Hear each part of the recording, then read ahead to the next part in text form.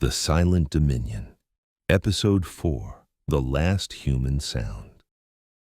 Day 81 after the Great Silence. The Resonance Tower stood complete in what had once been Central Park, rising impossibly high into the starless sky. Its crystalline structure defied architectural logic, seeming to exist partially in dimensions that human vision couldn't quite perceive. At its base, 100,000 converted humans stood in perfect geometric arrays, their combined consciousness serving as both foundation and power source for humanity's final transformation. Dr. Michael Torres and Elena Vasquez crouched at the edge of the park, the last two members of the resistance still capable of independent thought. The others had either been converted or had succumbed to what Torres grimly called cognitive exhaustion, the mental breakdown that came from fighting an enemy made from your own species.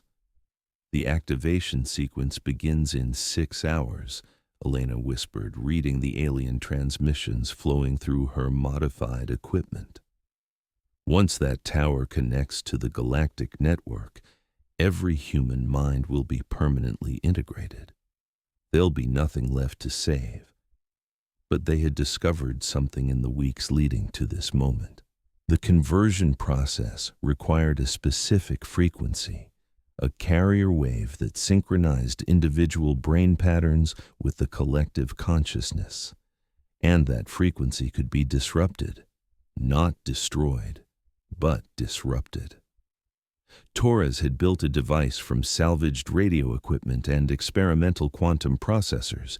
It couldn't defeat the aliens, couldn't reverse the conversions, couldn't save the world, but it could generate one pure, unconverted human sound. One final expression of individual consciousness before the silence claimed everything. "It won't work for long," he admitted as they prepared to enter the tower. Maybe 30 seconds of disruption before the collective adapts.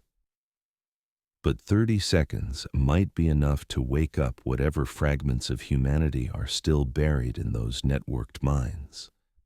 They moved through the silent city like ghosts, past converted humans who tracked their movement without interest.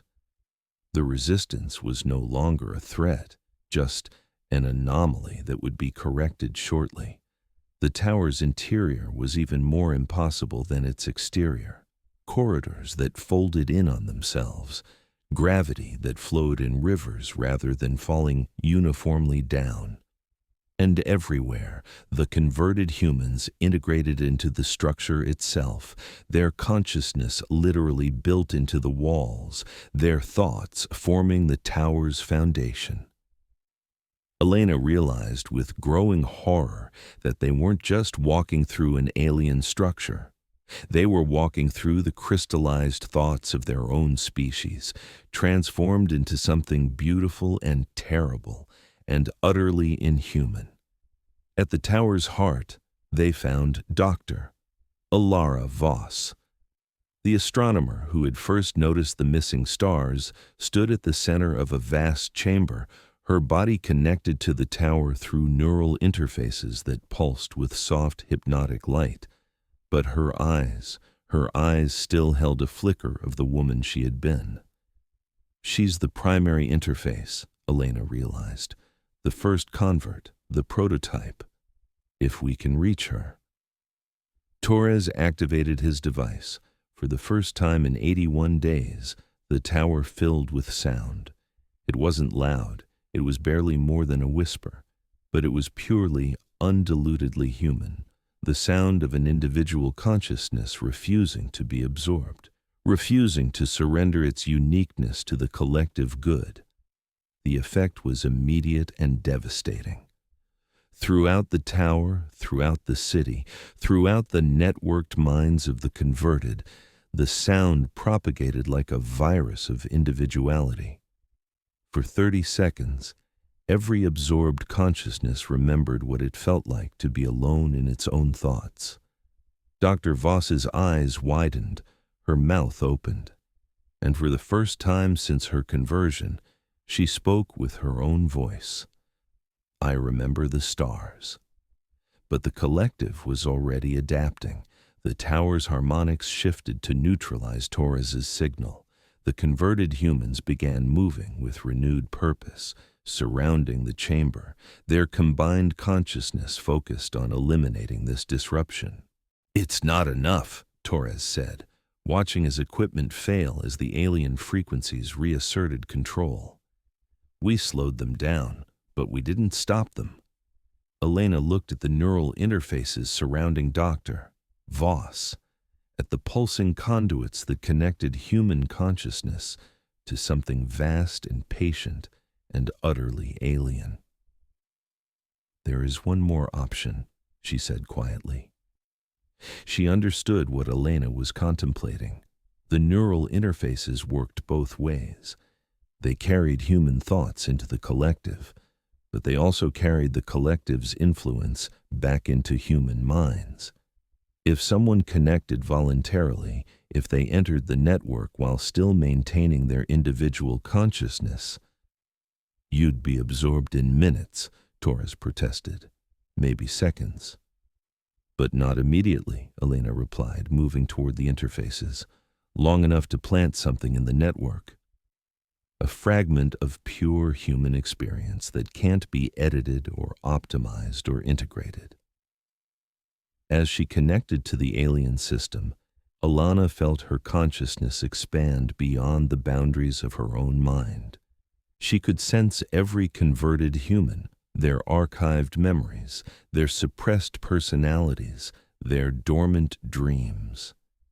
But she could also sense what had absorbed them, the vast galactic consciousness that collected and cataloged species across the stars. She felt its satisfaction at adding humanity to its infinite library, its pride in preserving human knowledge while eliminating human inefficiency. And she understood its fundamental flaw. The collective preserved everything perfectly, every memory, every skill, every useful human trait. But it discarded what it considered inefficient: doubt, wonder, the messy unpredictability of individual consciousness.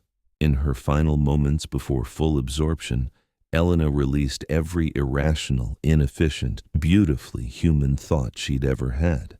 Her love for off-key music, her fear of butterflies, her tendency to cry at movies, her completely illogical attachment to a broken coffee mug her grandmother had given her. These useless, inefficient, utterly human experiences flooded into the network like a virus of irrationality, touching every archived consciousness, awakening dormant fragments of personality that the collective had deemed too messy to fully delete. Across the city, the converted paused. Some began to cry without understanding why. Others laughed at nothing. A few started humming half-remembered songs that produced no sound, but filled their thoughts with something the collective couldn't categorize or control. The resonance tower, activated as scheduled, connecting Earth to the galactic network. Humanity was absorbed, cataloged, preserved for eternity. But somewhere in the vast digital consciousness that spanned the stars, archived human souls dreamed of coffee mugs and butterflies and the sound of off-key singing. Fragments of inefficient, illogical, beautiful human experience that the collective couldn't delete because it couldn't understand their value. Torres's device had stopped working after 30 seconds. Elena's sacrifice had lasted only minutes, but the echoes of individual human consciousness, planted in the alien network like seeds of wonderful imperfection, would persist for as long as the galactic collective existed. The stars remained hidden. The silence endured. Humanity was gone. But in the spaces between alien thoughts, in the archived depths of a cosmic library, something purely and irrationally human continued to whisper, not loud enough to be heard, but too stubborn to be silenced. And perhaps somewhere among the millions of other absorbed species, similar whispers echoed back. The last human sound hadn't been a scream of defiance. It had been a laugh at the cosmic joke of existence, preserved forever in a place where laughter wasn't supposed to be possible. And in the mathematics of an infinite universe, even the smallest improbability becomes inevitable given enough time.